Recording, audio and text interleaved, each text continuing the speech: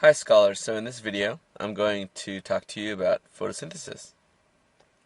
Photosynthesis is the process in which carbon dioxide, water are combined using energy from the sun, light, to make glucose and oxygen.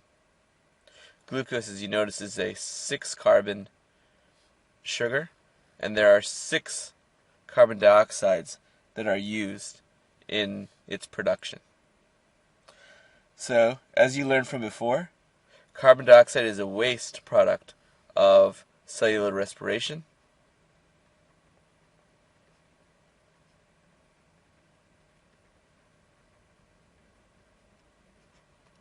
And oxygen is used by respiration, which means that this process is in balance with respiration because it goes in the opposite direction.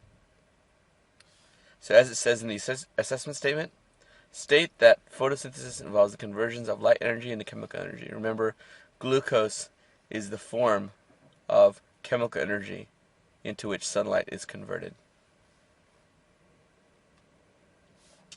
The next assessment statement says, explain that the rate of photosynthesis can be measured directly by the production of oxygen or the uptake of carbon dioxide, or indirectly by an increase in biomass.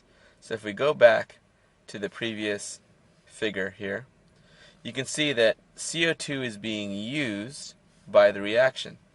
So if it's being used by the reaction, then we can measure its decrease and thereby measure the rate of photosynthesis.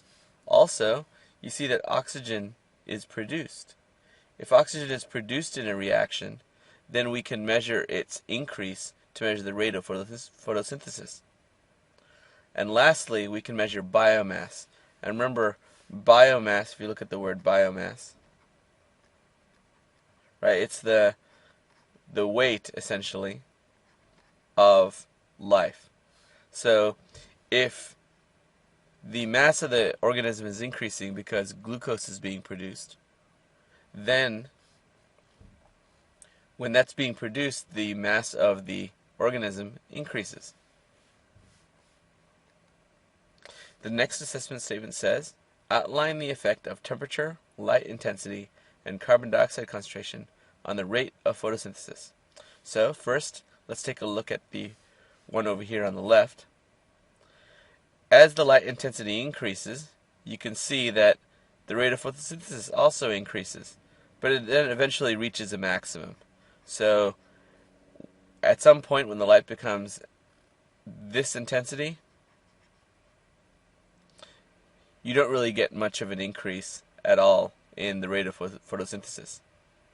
Let's look at the next one, which talks about the rate of temperature versus the rate of photosynthesis. As you increase the temperature in this region, you can see that you can get an increase in the rate of photosynthesis. This is because you're increasing the molecular collisions. The chances that the molecules that are involved in photosynthesis are actually colliding with each other and reacting.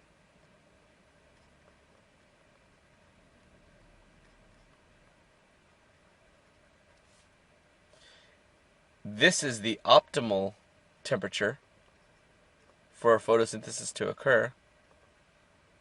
And over here, you see a decrease in the rate of photosynthesis, and this is true because you often get denaturation of the enzymes that are being used in photosynthesis.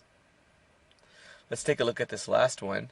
It's carbon dioxide concentration versus the rate of photosynthesis, and you can see that again in this region you can increase carbon dioxide concentration and you get an increase in the rate of photosynthesis.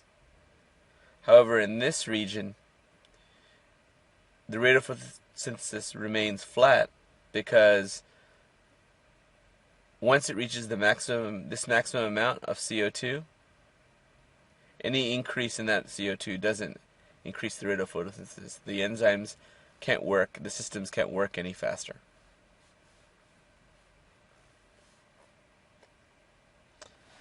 The next assessment statement says, explain the concept of limiting factors in photosynthesis with reference to light intensity, temperature, and concentration of carbon dioxide.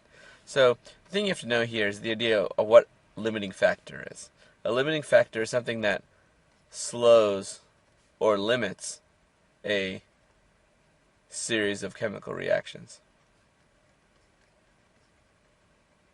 So depending upon the environmental conditions where photosynthesis is occurring, you can get a lowering of the rate of photosynthesis. So for example, if you're looking at the bottom of a forest, the intensity of the light isn't going to be as great because the trees at the top of the forest, the leaves at the top of the forest, are getting more light. If you're thinking of a cold weather climate, that may be the limiting factor because the molecules aren't colliding fast enough in order for photosynthesis to be efficient. And the concentration of carbon dioxide could also be a factor in limiting the rate of photosynthesis.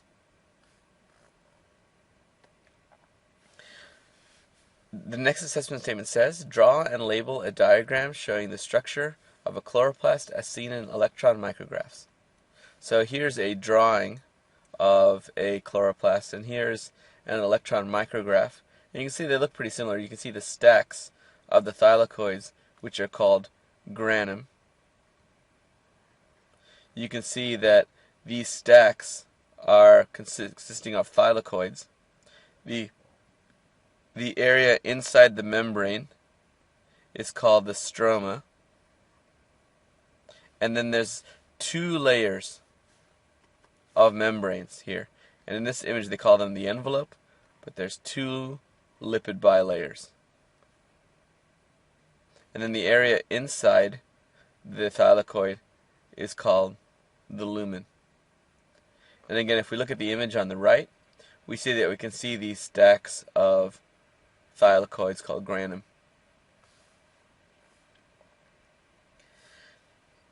The next assessment statement says, state that chlorophyll is the main photosynthetic pigment. And you can see in this image on the right, you can see the chloroplasts. And the reason that these chloroplasts are green is because of these pigments that are shown, their chemical structures are shown here on the right. You can see that there are these ring structures with these delocalized electrons.